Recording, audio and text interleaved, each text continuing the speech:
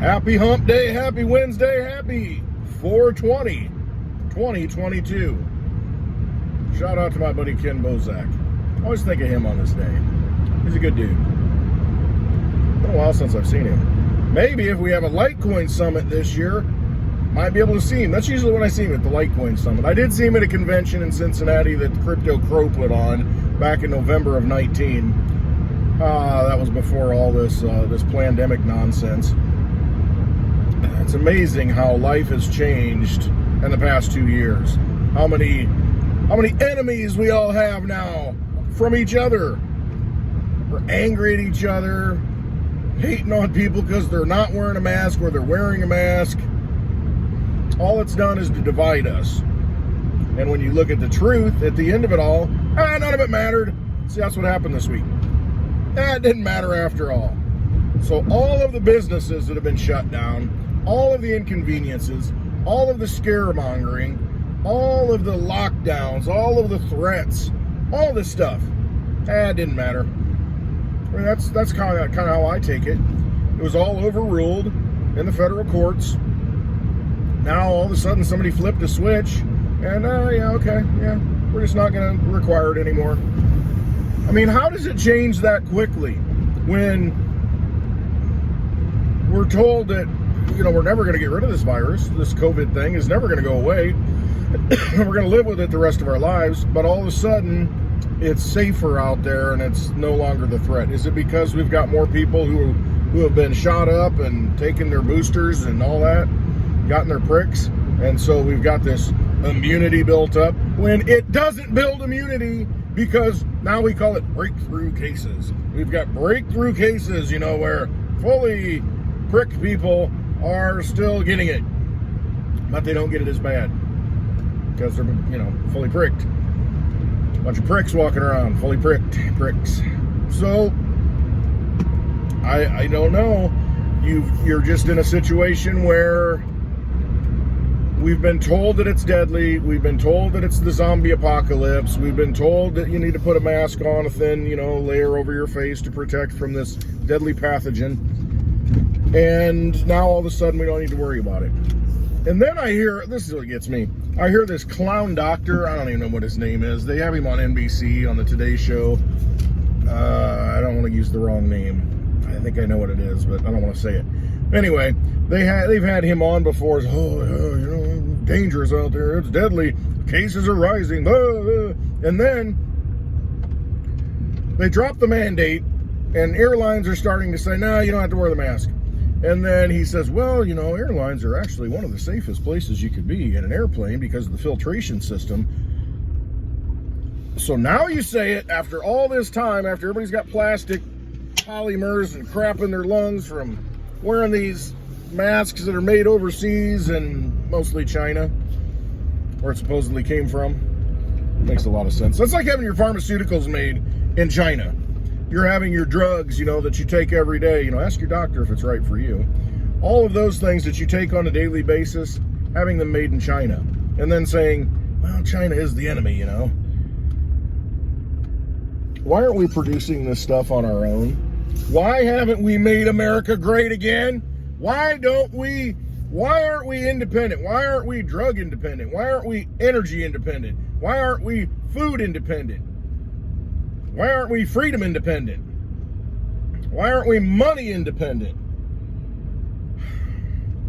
Why are we dependent on any other country at this point? Makes no sense. We've got all the resources. We've got plenty of gold. Just mine it, if you want sound money. Just mine it out of the freaking ground and start using it. You got all the oil and natural gas you need, take it out of the ground. We've got many innovative capitalistic people who like to make money, so why not incentivize them to build better technologies that get us off of oil and gas? I mean, why is this not being incentivized? Oh, wait, that's right, hang on. What am I thinking? The plan, it's going according to plan. There's nothing wrong with it. The plan's working. See, we always think that, man, everything's screwed up. Why is everything so screwed up? Actually, it's going according to plan. destroying the middle class, destroying any incentive to work, destroying any independent spirit, breaking it down. You know, if you make any kind of money, we're going to devalue it. But we're going to pick winners at the top and make sure that they continue to accumulate more and more of the real resources. Hey, Bill Gates, you want some more farmland? Go out and buy it. And those people who sell it to him. I mean, I get it. You're looking at it as a lotto ticket, and, you know, hey, I got the family farm I inherited. It's paid off. You know, he's going to offer me $20,000 an acre for it. That's a lot of money. F it, I'm selling out. I'm going to go move somewhere else. The problem is, you can only run so far. You can run along for a long time. Sooner or later, God's going to cut you down. That's what it comes down to. You can try and say, well, you know, I'm going to go somewhere else where it's more free. That's fine. Hopefully you can keep it free and you don't get complacent and lazy and, you know, like every generation does that inherits wealth, that gets wealth and comes into wealth and hasn't had to work for it. You end up becoming lazy. You end up thinking everything's going to continue like it is. Oh, it's a great gravy train. Oh, we're the wealthiest people, the wealthiest nation in the world, until you're not. And so then we have to have leaders emerge again and say, you know what? Enough is enough. We're sick and tired of this. All you weak people running things, all you slimy sycophants that are just worshiping at the scrap table of Washington, D.C., we're done with you. We're kicking you out. We're going to restore freedom. And then you do it. And then you build up another great economy. And, you know, a lot of people work hard and they make a lot of money through their own labor, sweat, ideas, innovation. You know, and you have this boom period. Next thing you know, people get wealthy and they get more wealthy. And like they got this legacy of wealth. And they leave it behind. And the first generation kind of sees it and experiences it and thinks, oh yeah, I saw how hard my parents worked to get all this. Yeah, I appreciate that, but you know, I'm going to spend it. But they still have an appreciation for it. Now, the next generation comes along, they have no idea. They're so far separated from what it took to build that wealth and what wealth really is and what money really is and what your energy is and how much you have to put forth to get that wealth. They have no idea. They're clueless, so they go out and squander it. They have no clue. You got a bunch of weak leaders that step up. I mean, this is ancient Rome. I mean, you look at the rampant illicit activity that went on with these emperors in Rome and how corrupt they are and how sick they were and all the deviant things that they did. This is where we're at. I got to go back and research more of ancient Rome, the fall of Rome, and, you know, just the decadent behavior that occurred and what to expect next, because that's where we're at. I mean, that's where we're at. You see pictures of the president and young girls and laptops from hell and Hunter. It's just unbelievable. That's where we're at. I mean, to think that now is any different than what history has been. We look at history and we say, oh, those people were really bad, weren't they? Wow. Learn about it in schools. You know, oh man, these leaders were really corrupt. Pretty bad people. Holy cow, these popes murdered people in the past? They had political agendas? Thank God we don't have popes like that anymore. We seem to think that human nature has somehow changed. Has it? That's why they call it human nature. It's natural to humans. It just happens. And there's nothing we can do about it. We're mixtures of good and evil, some more evil than others. And when we allow evil to flourish, it just gets worse for everybody else. When you put evil people in positions of power or let them rise to positions of power, this is what you get. Getting the same thing as ancient Rome. They're going to spend everything they have. They're not going to care. They're just going to engage in their corrupt, just filthy behaviors at the expense of everybody else and think that they're untouchable. I mean, they live in an illusion. They've done this for so long and gotten away with it for so long. Lock her up! Lock her up! We're going to lock her up! But is she locked up? I don't know. Maybe she is. Maybe it's a body double. You know, maybe there's doubles everywhere and they're just actors at this point. They're not the real deal. Who knows? I don't even know. It's like watching a movie. It really is. But where are they at? Were they getting locked up? They getting hanged? I mean, we got a public hanging? No, don't see any of that. Although you don't see much from them anymore. Obama's still around. We see him meandering and, meddling in the White House. He may be the actual president, just feeding the orders through the White House. Joe Biden doesn't look like he knows what's going on. He takes orders from the Easter Bunny. But it's just it's a crazy situation. It really is. When you look at, this is not leadership. This is the best that we have to offer. The people that I see on the television screen, which is just propaganda anyway, so no sense getting upset about it. But it does have a real impact on your life, because they will extract everything they can from you. And it's just necessary that we figure out how not to let that happen. But you look at these people. I mean, it doesn't matter. Republicans, Democrats, all of them, they get up there and, McCarthy the other day, oh, we're going to, investigate this, and then it goes away. And then you wonder, all these mandates dropping, and you think, well, why is it happening all of a sudden now? Why did somebody flip the switch? And I think, well, we do have elections coming up in November. Nobody wants to be on the wrong side of that, because, the whole masking thing is very unpopular at this point. Do you really want to be that person pushing for it? Probably not a good idea. So they're backing away from it, thinking that, we can always try and implement it later once we're back in power, or do something more drastic. You kind of see it all going that way, though. Watch some of these sci-fi movies, from 20 years ago. I can't name any of them. I just have recollections of, things. But you see what's happening now. Well, we're going to have a control grid in place, electronic control grid, cameras everywhere. We'll be able to know exactly where you go. Well, your phone, kind of the first step, isn't it? Everywhere you go, you got your phone. I know where he went. I know what he purchased. See, all the technology is in place now. If they can roll us into a form of money that's completely digital, we're almost there. But you're going to hear more and more about central bank digital currencies. And they'll probably start rebranding it something else, because everybody's catching on to CBDCs and they know it's bad. But they'll call it something else, I'm sure. Your digital, I don't know what they'll call it. Who knows?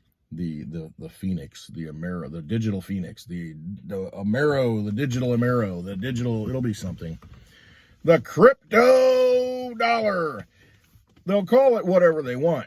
The fact is, it just comes down to who controls it. Can they control it? Is it running on a decentralized network like Litecoin and Bitcoin, to where each computer, or rather each person who runs a computer, decides, yeah, we're going to run this code. We agree with this. And you're seeing that happening right now with Litecoin. There's an implementation called Taproot and MWeb, or Mimblewimble. And the miners have to signal that they're going to support it. So, everybody running these computers and invested all this money in running this equipment to support the Litecoin network has to agree that, hey, we're going to signal that we're going to support Taproot. And when 75% of all the miners signal that they're going to, hey, support that and support that code, then it becomes active. But it takes that decentralized, and you can argue that, it's centralized because you got big miners that, hey, 20% of the mining, is in this one company, 15 in this company. You can argue that that's centralized.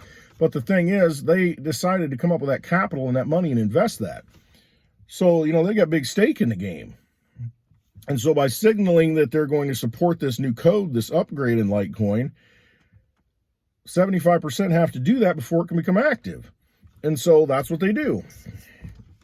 And that's happening right now. It's not just one person. It's not Charlie Lee saying, this needs to happen right now, implement it. No, it's not that. And Charlie Lee's the founder of Litecoin back in 2011. But a bank, a government, can just by decree, and I think that's what fiat means, by decree, fiat money, what we have now, just out of nothing. They can just by decree say, this is what we're going to do. We're going to shut you off. We're going to turn off that money. You're going to spend it the way we want to spend it. I want you to spend it, or you're not doing it. You're not using it. We're not going to let you use it. So you can't do that in a decentralized network. In order for a change to occur, there has to be a consensus, an agreement. We have to give consent. And if for some reason a cryptocurrency goes down a path because, there's all like 4 players that are, running all the mining equipment, well, we can participate too as a group. We can get together and say, hey, we want to mine this and we want to be a part of this network. The people can decide.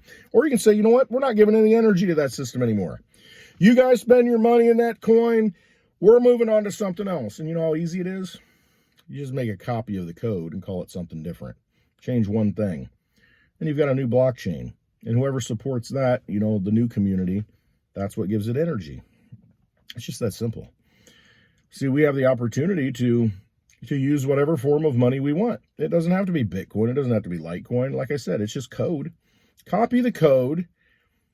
Change the name of it. Change one, instead of 84 million Litecoin, there's 85 million Litecoin. And do whatever you want. You can call it, Fright Coin or Spite Coin or, whatever. I don't give an F coin. You can call it whatever you want. FU System Coin. Doesn't matter. That's why we got, 10,000 different cryptocurrencies. I don't even know how many there are. I mean, just probably more. We give power to them, and some of them aren't worth anything because there's got one guy running it. But if we've got a community of 100 people running it and we all decide to use that coin, it has value. It's just that simple. It's like Chuck E. Cheese. You got Chuck E. Cheese tokens. Used to be Showbiz. I'm a Showbiz pizza place. They probably still have some of those tokens. Well, they don't use the tokens anymore. It's all digital. You swipe the card and it's like, oh, you got this many credits. But you used to get tokens. You go to the machine. That was the thing. If you put a $5 bill in, you'd get, it'd be like 4 tokens, roughly worth a quarter. 4 tokens for each dollar. But you put $5 in, instead of getting 20 tokens, you might get 25 tokens. You get extra. And if you put a $20 bill in, you get even more bonus tokens. So you're like, oh, I want to put that $20 bill in. And then you're like, ching, ching, ching, ching, and you have the little cups. You'd put it in, you'd walk around and put the tokens in. But in order to play the game, in order to play in that area, that casino, you had to have their tokens. So there's nothing saying that we can't do that too. Hey, you build a community, a small town, take for instance, and we say, you know what, we're going to have our own wooden nickels, whatever you want it to be. We're going to, but now it's cryptocurrency. We're going to have our own crypto. Everybody can run a node, and it's staking, so you get 10% rewards, let's say. And everybody running a node gets 10% back every year for running that node. And so you're building an ecosystem and an income stream. And then if you go to a store, the store might say, hey, you can pay in cash, you can pay in credit, you can pay in, our local cryptocurrency that we have, and you're going to get a 10% discount for using that cryptocurrency as a reward because we want to keep it in the ecosystem. Or, you're going to pay 5% more if you use a credit card because, they're jacking us for fees and, it's going to Wall Street, so F them. And so we can do whatever we want. We just don't realize we can do whatever we want because we've been told there's only one way to do things. Didn't used to be a Federal Reserve note. There used to be bank notes all over the place, and that was one of the reasons. They're like, well, these banks fail, you lose all your money. Kind of like crypto. You put your energy into something and it can go away. Or it can be a good one. Or you can put it in the ultimate store of value. Instead of, getting a bank note that's backed by something, could be redeemable in gold or silver. How about you just keep the gold and silver? See, that's the real money. That's the sound money. And so in the digital age, you need sound money for the digital age. You can have all these tokens on the Ethereum blockchain and supposedly Cardano and Polygon and all these different tokens and businesses and, ideas running on these platforms, which are speculative. They could go up, could go down. I don't know. Where do I put my money? And so, but in the digital world, there are sound forms of digital money. That's where Bitcoin and Litecoin come in. Gold and silver in the digital world. Just like gold and silver in the old days. You can hold the paper notes, with a promise to pay or, an idea or a bond, an investment, vehicle, whatever it is in some bank. Or you can have the gold and silver and it doesn't even matter. There's no obligation. There's nothing. You hold it in your possession. Do whatever you want with it. We've got the control mechanisms. We've got the ability to take control of the money. You just got to know what money is, and most people don't know what money is. They think a Federal Reserve note is money. It doesn't hold any value. Money has to hold your energy. And the Federal Reserve note doesn't do that. It's just some debt note, some promise. that it might be worth something, or I shouldn't even say that it might be redeemable for something. And right now, it's not redeemable for crap. It takes a lot of them. So that tells you right there, it's not money, it's not holding value. They can print more. They can double the money supply today. And then what's that do? Well, the cost of everything's going to go up. It's going to double. It's just what happens. You got more money? Okay, well, I need more of it from the goods that I produce. I'm producing whiskey over here. I'm producing a bottle a month. It's very rare, fine whiskey. By the light of the moon, I got to produce this whiskey. Only once a month, one night. I got to pick certain herbs at that time. Mix them up, distill it. Special whiskey. It's Westwood whiskey. You think I'm just going to give that away for a $20 bill? No. Think I'm going to give that away for a Franklin? No. And if they print more of them, you're going to take twice as many. I can only make one of these a month. It's very rare. I got people lining up for this stuff. You're going to give me a lot for it. You're going to give me a wheelbarrow full of this crap. You want me to take it. Then I'm going to try and do something with it right away. Get more materials, get more goods so I can make more whiskey. Quick, before they go up in price, or they become scarce and you can't get them. Or before all the chickens get killed, I can't get the eggs anymore that I need. Not that you need eggs for whiskey, but just the idea. That's the thing. They're killing off supply chains. You know, it's deliberate. Trying to starve us out. That's what they do. Want to make things difficult. And on the other side of it, it may be, you know, like the Georgia Guidestones, you know, all the people that, you know, prophecies and, you know, the third of mankind. It may be that they're going to wipe us out or try to fulfill those prophecies that they've always wanted to happen. Make it easier to control people. Knock them out. I mean, they're putting poison in you, telling you that it's healthy. They've been doing that forever. Just ramped it up, you know, with this pandemic. And I mean, I don't even want to get into it. We all make our choices, is what it comes down to. We all make our choices. And I don't trust the people who are telling me to do something. Don't trust them. I don't care. Again, I've said this before. I don't care if it's the right decision. I'm not going to do it immediately. I'm going to do my own research. I'm going to step back and I'm going to see what happens before I get involved in it. I've made my decision. I've seen enough. I've seen enough to know that it's bogus. We've got the ability, we've got the tools, we've got the weapons, we've got the know-how. We just got to use it. We got to quit listening to these myths, these fake, false religions like the Federal Reserve Note, the Fed, and these institutions that tell us to worship us. You know, I don't want to knock the public school system. I'm still a certified teacher. I don't teach anymore. There are reasons for that, because I don't want to. I don't want to babysit, but I want to teach. I wish I could teach. I wish I could teach people. I wish I could teach students. It's just, you know, takes a special environment, you know, special atmosphere. And what I've found is, it's not worth it to me. So I'll teach in other ways at this point.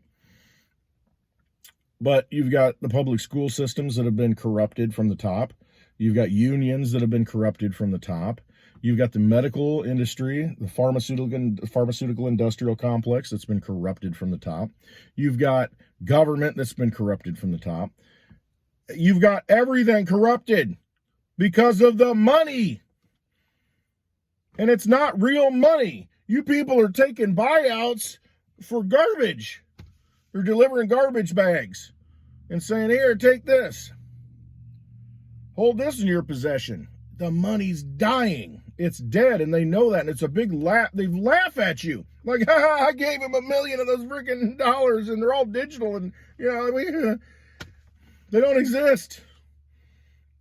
But you can go buy stuff with it. You can buy less and less. You know, look at the price of housing.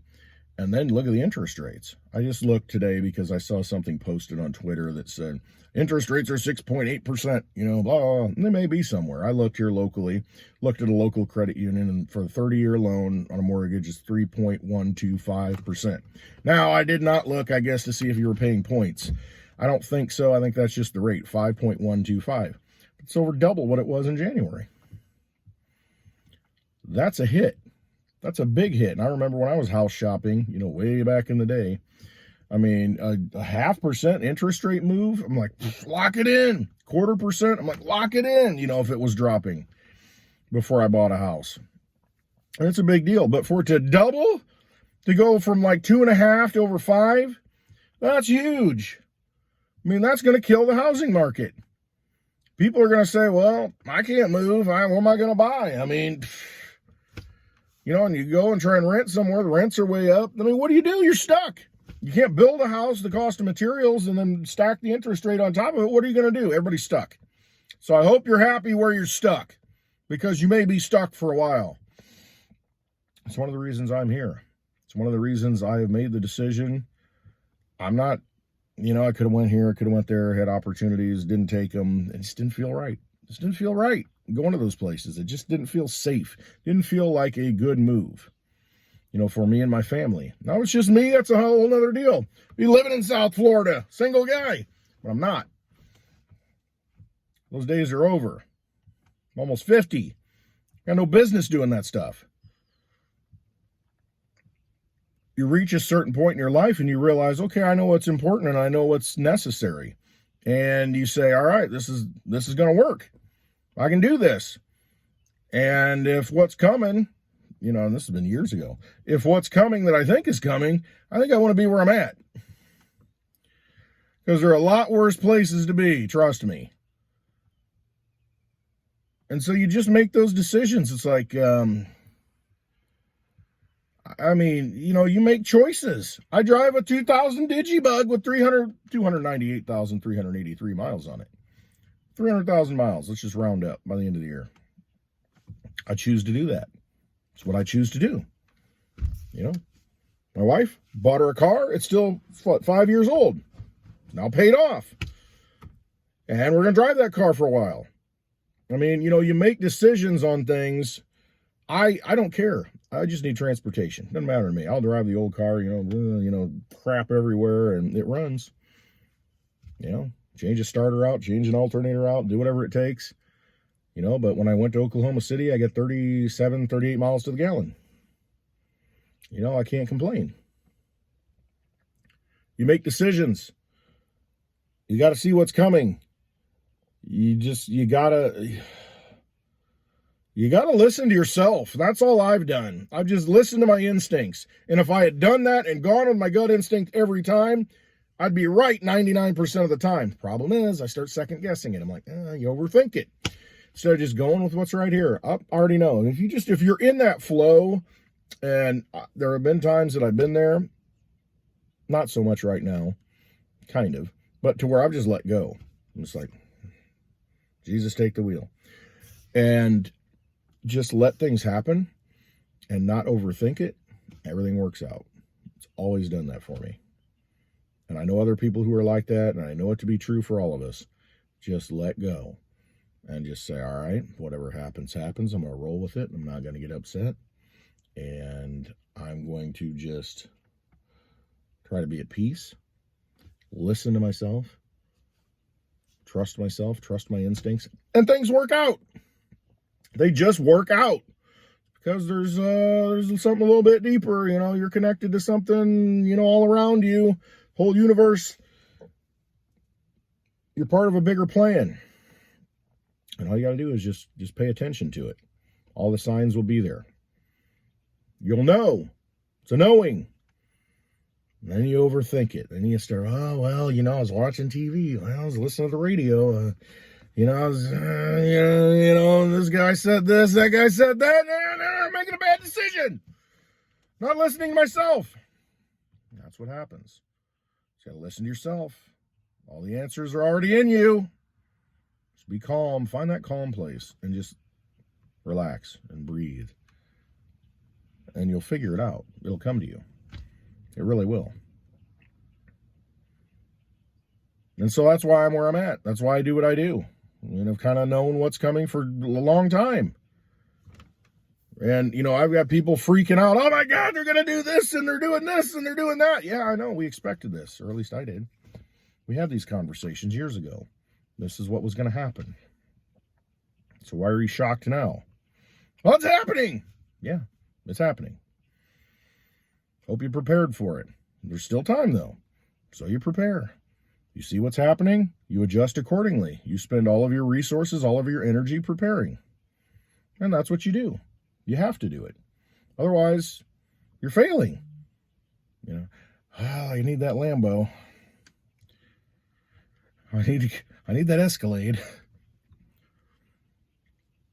Reset your priorities. You know what's right.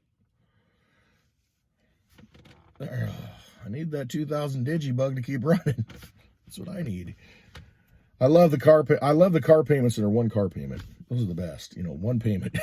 One and done, baby.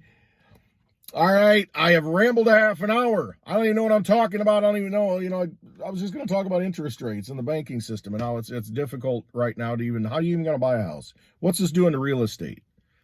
Unbelievable. So I guess the path is they're going to exterminate us all like we've always thought. The part of the plan, you know, wipe out all humanity, or they're going to kick the can down the road some more and come up with some event so that they can just flood the world with more money and keep the game going. So are they going to sink the Titanic, or is the music going to play on? I guess that's the question. To be or not to be, whether to suffer the slings and arrows of outrageous fortune. You know, take up arms against the sea of troubles. And, you know, that's life. That's being a human being. So you prepare for both. That's what you got to do. Put yourself in a position where, you know, you're kind of, okay, living in two worlds almost. And you have to have that mindset of, okay, this could happen or this could happen. And you try to hedge, you know, both scenarios. You know, if you live in a world, if you live with the idea that everything's going to be the same, retirement's going to be protected, I'll be able to, you know, retire and vacation and I'll take cruises and do all this stuff. No. If you haven't learned, if you've learned anything in the last 2 years, it's like that life has been interrupted. They are trying to take that away and not let that happen. They're doing a good job of it. Well, you realize that they're doing that and you say, all right, what am I going to do about it?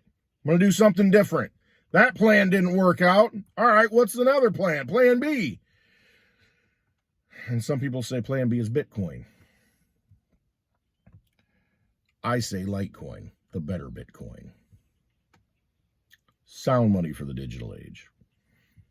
That's one plan. There's other things you can do.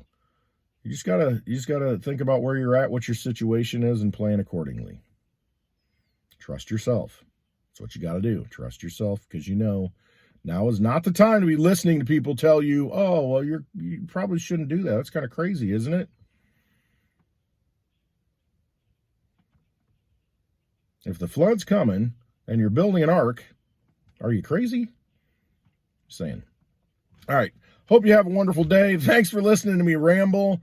It's 420. I guess that means something to a lot of people. So have a wonderful day. And hope to see you again soon. I appreciate you watching, taking the time. And like I always say, man, you got to trust yourself. You got to trust yourself. You have to. You know the answers. All right. Love you all. Have a wonderful day.